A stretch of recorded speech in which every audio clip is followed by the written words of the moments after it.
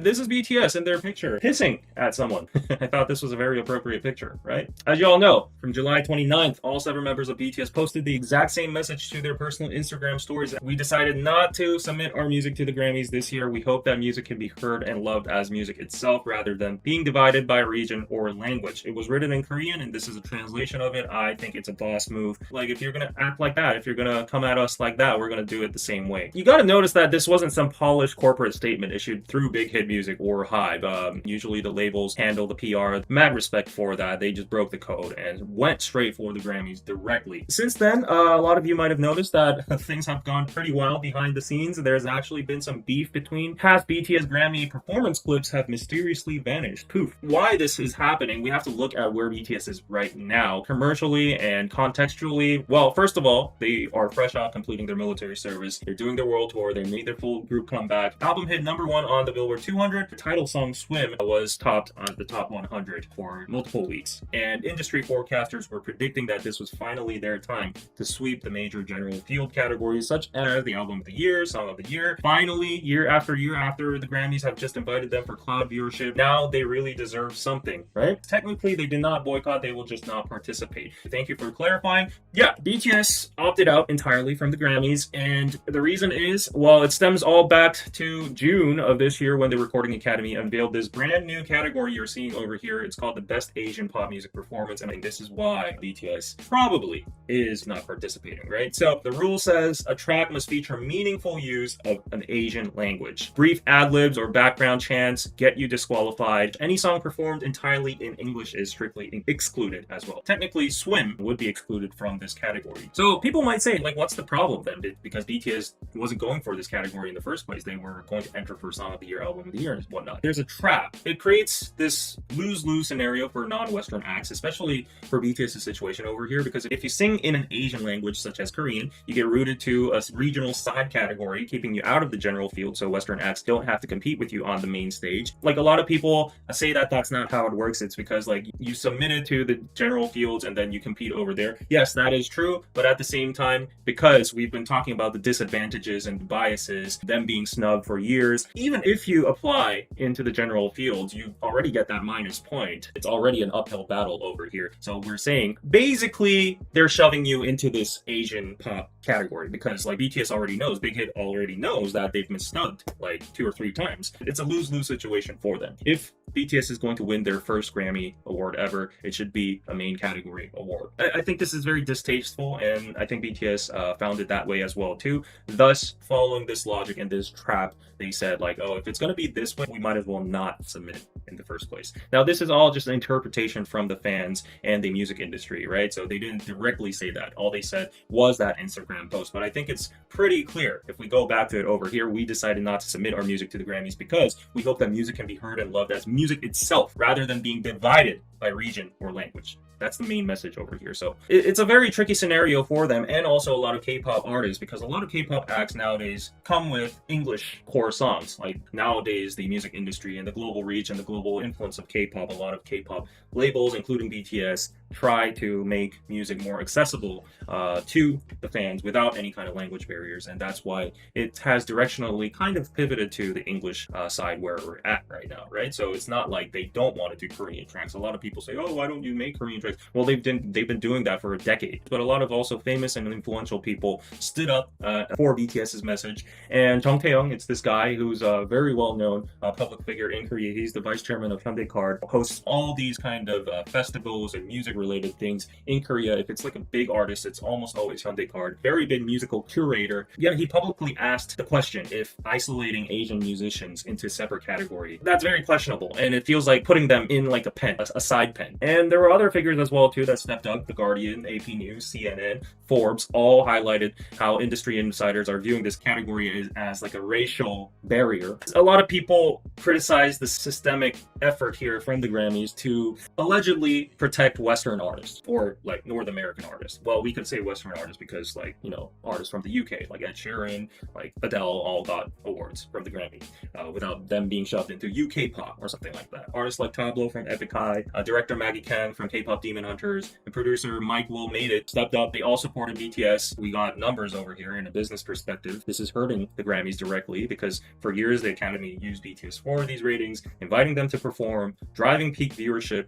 and after all that, they got snubbed. No trophies. And now their music videos are all gone from the archive. It's on Bangtan TV yet. Fans are also jumping onto this and they're joining the boycott. They're making a global statement. ARMY rallied behind the Arirang track Aliens, pushing it to #1 on iTunes in over 78 countries within hours. Aliens is significant because it's a song about navigating the industry as Korean outsiders. It became an unofficial protest anthem towards the Grammys overnight. The Academy put out a response from the CEO himself, Harvey Mason Jr., saying that he was saddened and insisted that the new category was meant to shine a spotlight on Asian artists. But right as he said that, fans noticed that the past BTS Grammy performance videos were deleted and they quietly disappeared. So we really have to question his sincerity behind this note. Well, it's a loss for them because like it was their most viewed video, right? And then this other person called Zena Koda, she's apparently a marketing executive linked to the Grammy committee. She put out this defensive 3-page Instagram statement saying people don't understand the complications of trying to change,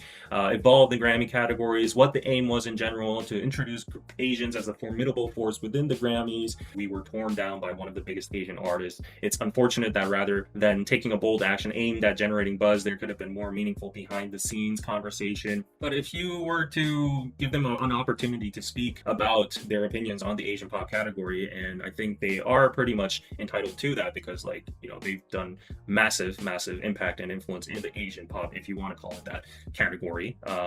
Yeah, so if you're having BTS in mind, if you're inviting them, at least contact, not the artist because that would be against like fairness rules and whatnot, but you could at least contact the label or the agency or the music industry in general or consult with some figures. But it was a closed Grammy committee decision. It just came out of nowhere. They just decided it. And then now BTS is deciding not to participate. And you're saying, well, yeah, you shouldn't have created a scene about this. Like, you could have just like directly contacted us and gave your opinion about it, right? We could have fixed something up. Well, that order should have been prior to the Asian pop category, is what I'm thinking. The internet just tore that statement apart. The statement itself was kind of framed in a position where this multi-billion-dollar Western institution that had all the authority in the music industry so far was somehow a victim or somehow getting hurt and damaged by this statement. Yeah, this kind of framing was very tone deaf, in my opinion. She also used this nuance that this kind of award could be used as like a starter step for a lot of K-pop groups, not only BTS. And in that kind of text, I think, you know, this is just my opinion, she pretty much confirmed that the Academy or the members or the committee views Asian acts as operating in a secondary league or a minor league. You're like, oh yeah, since you guys don't have a lot of representation, we'll make something for you guys. You can play there. And, you know, that's good validation, right? You know, it's a starter pack. Let's see how you guys do over there. And we'll slowly, you know, integrate and invite you. Yeah, we just pieced this all together. And two things are crystal clear. There was total ownership by the BTS members. HYBE confirmed that this was a 100% personal, unanimous choice by all the 7 members. They all agreed to it. Completely destroys the Western stereotype that always people say about K-pop idols. I mean, BTS has grown out of K-pop already, but like they're still viewed as K-pop idols, right? Like that these idols are always manufactured and they're so like factory made. They don't have their own autonomy. Or BTS's action with the Grammys over here just smashes all of that. The second significant point of their action over here is that everybody knows that BTS has nothing more to prove, right? They've basically cleared the whole game. They've done everything, you know, they've gotten all the trophies. They even freaking performed in the World Cup final halftime show recently alongside Justin Bieber, Shakira, Madonna, all these global stars as an equal. I mean, we don't need the Grammys. BTS doesn't need the Grammy, but we don't need that validation, right? They're already bigger than that. But it was basically, just for the sake of it, the last unchecked box for them. It would be like the last Infinity Stone, like a good thing on their shelf. Did you see my bag? All my trophies inside it, right? It's just another trophy for them. But like, given the fact that the Grammys has had a pretty good reputation or history in the music scene, it would have been a kind of an honor for them. But the tables have turned now, and they're like, oh, we don't need that shit. They chose principles and they chose a standing and statement. People like The Weeknd, Frank Ocean, Kendrick Lamar, Beyonce, and even Eminem said fuck the Grammys, right? They have all spoken up about the Academy's structural biases. They've been very vocal about like how like certain sectors are called urban or something like that, right? BTS putting out a statement for themselves and individually, but because they're like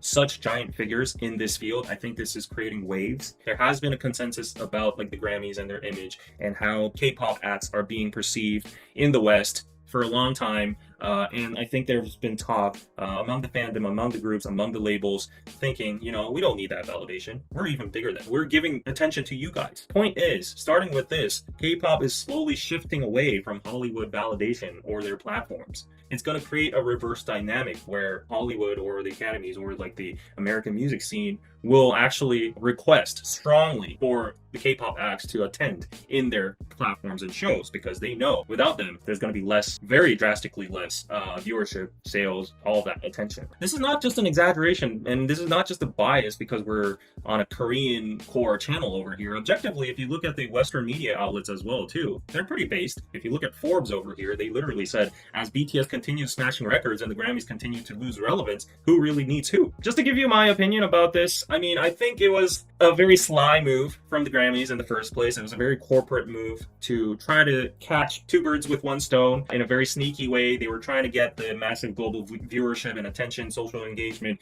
that the Asian acts bring in. They didn't want to lose that, but they wanted to keep their main general field intact, as they wanted to be like the trophies safely given to their traditional circle. They were like, yeah, these Asian acts, they can't say no to us. But then they miscalculated. I think the leverage situation is now flipped. The influence and the attention, the relevance is now flipped as well too. BTS is again selling out stadiums. They can do whatever they want. They can chart, they can sell out stadiums and albums. Yeah, Bad Bunny is American, but if we're going to go technical about everything, he sings in Spanish. We're singing in English over here. Like, why do you keep on moving the goalpost? So if it's about language, then you shove in citizenship, nationality. And then if you're talking about nationality, what about UK people? What about Swedish producers? Justin Bieber, Drake, what about Adele? What about, you know, Ed Sheeran? So the goalpost, it has to be consistent. Well, again, the Grammys can also argue that, oh, we accepted their, you know, general field submissions and fair and square, and they just didn't get it. I guess that could be like a, you know, a court type of legal response where, but like everybody knows that their songs, they were on the Billboard charts for longer than any of these other